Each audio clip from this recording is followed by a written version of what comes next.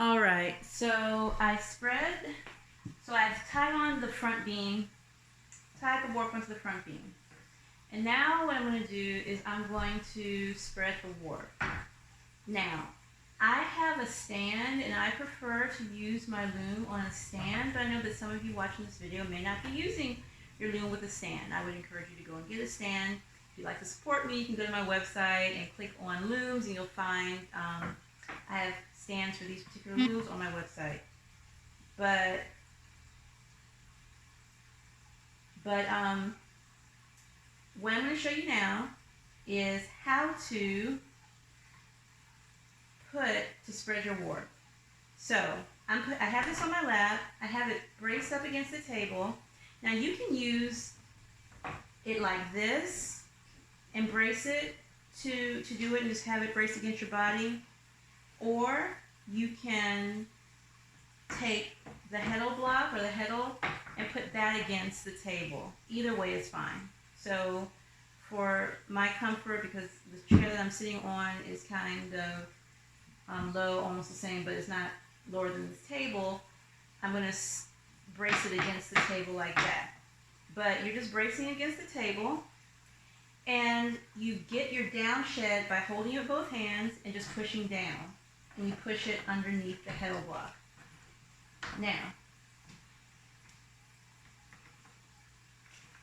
my warp roll is not centered perfectly, so I'm just going to scooch it over a little bit. It happens. It's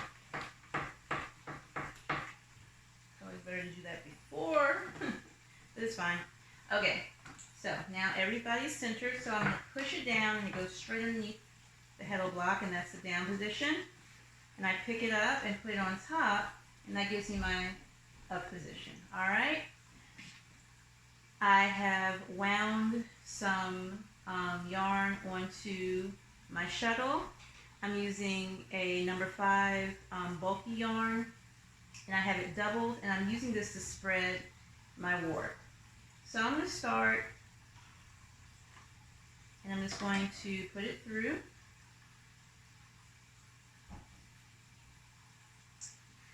And then I'm going to push it into the opposite shed, and I'm going to take it through.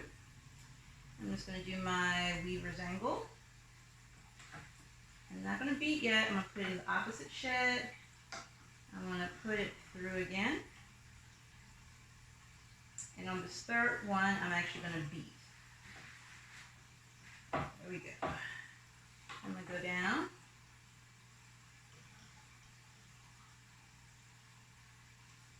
Weaver's angle. Opposite shed, go up.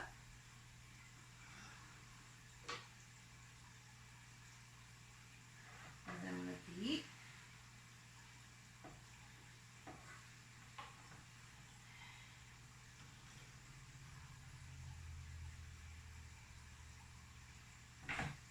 Beat, up shed, weaver's angle, beat, down shed, put it through, beat, and I mean right now my warp is pretty well spread. But I like to do a little bit more. I actually like to leave a pretty decent header because I don't always use paper around my front beam. And so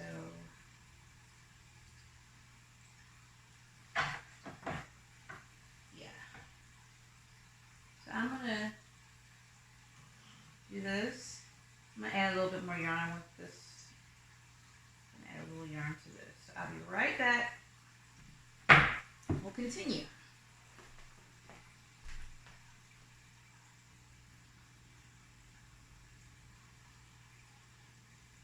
Alright, I'm back, and through the magic of video I have yarn on my shuttle. I decided to go ahead and get some paper. Yes. So you can use a brown paper bag. You can use, heavy craft paper. You can use whatever you want to. Or you can choose to not use anything at all. I've done all of the above. It all depends on what mood I happen to be in. Tonight I want to show you all your options. So, yes.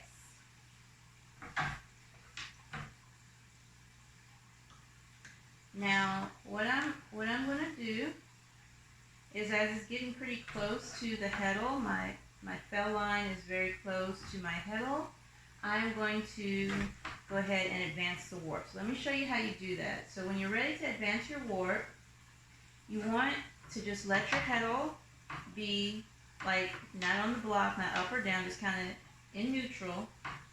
With this particular loom, it doesn't have a neutral shed. It is the tension of the warp that actually is the beauty. I actually like it a lot. It really, I feel like it makes the movements of moving it up and down really smooth. You're not really having to do anything but kind of go up and down. Yes. But this is how you are going to advance your warp. So the first thing you're going to do is you're going to take your pawl off of the back gear.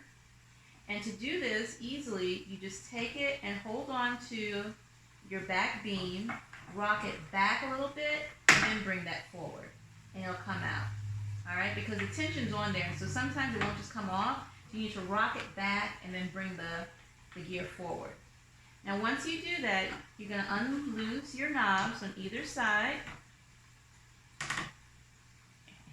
And they go the opposite direction. So if one is going forward, the other one goes backwards and vice versa. Alright, so you're going to unloose your knob, and you're going to roll it forward a little bit. Like maybe 2 rolls, right? Then you're going to take your pawl, engage it back against the gear, tighten your knobs, tighten that one, tighten the other one, okay? It's not going anywhere. Alright, so this is falling. Don't worry, all is not lost, nothing's bad, it's going to happen.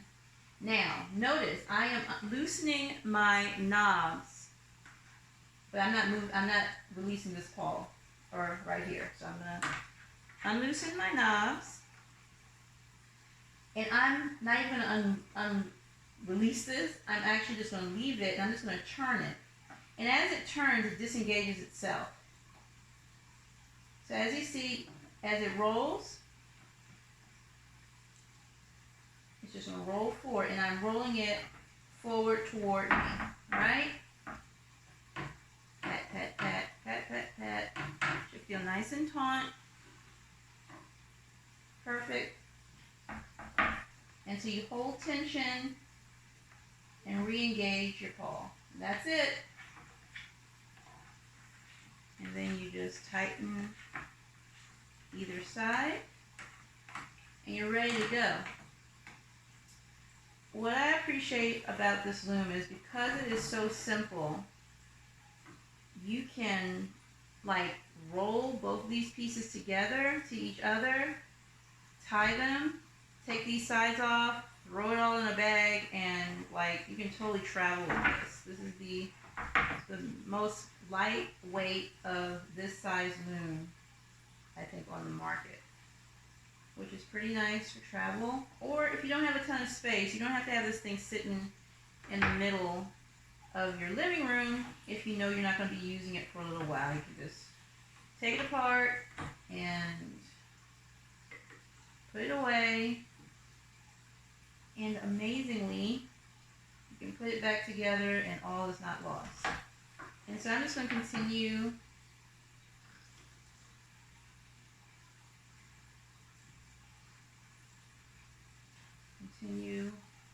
using up this yarn.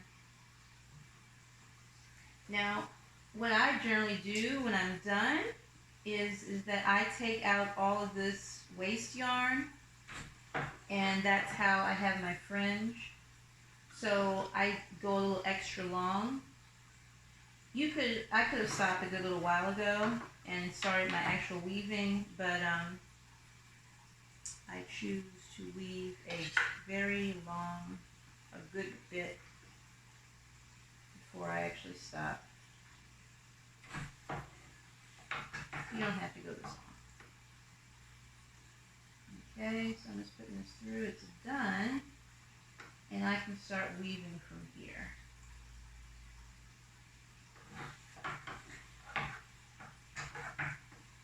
Just a note, you see I've tucked this in. This is going to come through the back. If I were going to actually be using this yarn, I've tucked it in going this way. I'm going to start with my heddle in this position. I don't want to put it down because this part's going to be caught, but this part, it's going to be different in a different pick. So I'm sorry, y'all. It's late, but I think you got the point. So I'm going to leave it up like this, and I would just continue weaving from here up and do with my whatever yarn I'm going to be using for my project. So I'm going to advance my warp one more time so you can see it. So to advance your warp, you're going to put your heddle in neutral. You're going to go to your back beam. You're going to unscrew the knobs on either side, like that. You're going to rock your back beam back to release your pawl. You're going to roll it forward. Just maybe one revolution to begin with. Re-engage your pawl. Retighten your knobs, like that. Loosen your front beam. Wind it forward. Now, here's a trick. You don't want to wind it completely on when you start. I try to leave just a little bit. When I start, I probably don't have to, but that's just what I've done all my life since I started weaving. So I don't wind it all the way on like this, right? I'm sure there's a good reason why, and I will write or make a video about it one day. But I'm going to leave a little bit forward. I'm going to leave a little bit not on my front beam. But I have all this slack. What am I going to do? So I'm going to re-engage my pawl. I'm going to tighten either side like this. And I got this slack. So it's no big deal. We're just going to go and unloose the knobs on the back beam. We're going to roll it back. We're going to hold it and re-engage the pawl. I want a little bit more tension, so I'm going to pull it and re-engage it. All right, and then tighten this one.